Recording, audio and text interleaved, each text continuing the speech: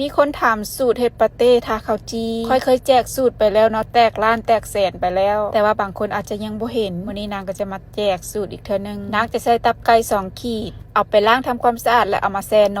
มนี่จะเป็นนมงัวรสจืดใส่ยี่ห้อใดก็ได้แช่ไว้ประมาณ15นาทีระหว่างนั้นก็มาเกี่ยมข้าวจีนางจะใส่ข้าวจีประมาณ3-4แผ่นน้ำนมงัวรสจืดหั่น1ถ้วยนางจะแช่ไปไว้10นาทีหลังจากนั้นก็ไปล้างตับล้างออกประมาณ2-3น้ำในระหว่างนั้นก็มาคั่วเครื่องหอมหัวใหญ่ครึ่งหัวหอมแดงประมาณ1หัวกระเทียมสับคั่วทุกอย่างให้หอมดีคั่วหอมดีแล้วเอาซีนไก่ประมาณ1ขีดจะเอาส่วนใดของไก่ก็ได้เอามาคั่วให้หอมก่อนหลังจากนั้นก็เอาตับไก่ที่เราล้างทำความสะอาดเรียบร้อยหั่นลงมาใส่แล้วก็คั่วผัดไปจนกว่าจะสุกจากที่ทุกอย่างสุกดีแล้วก็เอามาบดมาปั้นรวมกันเลยมีข้าวจีที่แช่นมไว้แล้วก็มีตับไก่ที่เราคั่วแล้วก็ปรุงใส่ขนอ1บวงศาเกลือครึ่งบวงศากาแฟน้ำซีอิ๊ว1บวงศากาแฟพริกไทย1บวงตักกินน้ำตาล1บวงตักกินแต่ว่าขอโทษขออภัยเด้อที่ว่าเขียนผิดหลังจากที่ใส่เครื่องปรุงทุกอย่างแล้วก็จะมาใส่ไข่1หน่วยไข่สีขาวจะเป็นไข่ไก่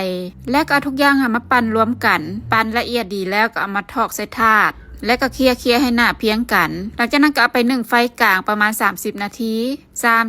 ผ่านไปหน้าตาที่ได้ก็จะประมาณนี้เด้อทุกคนเอาบ่วงหั่นขูดแบบนี้ก็ไปทาใส่กับข้าวจีรสชาติแซ่บกำลังดี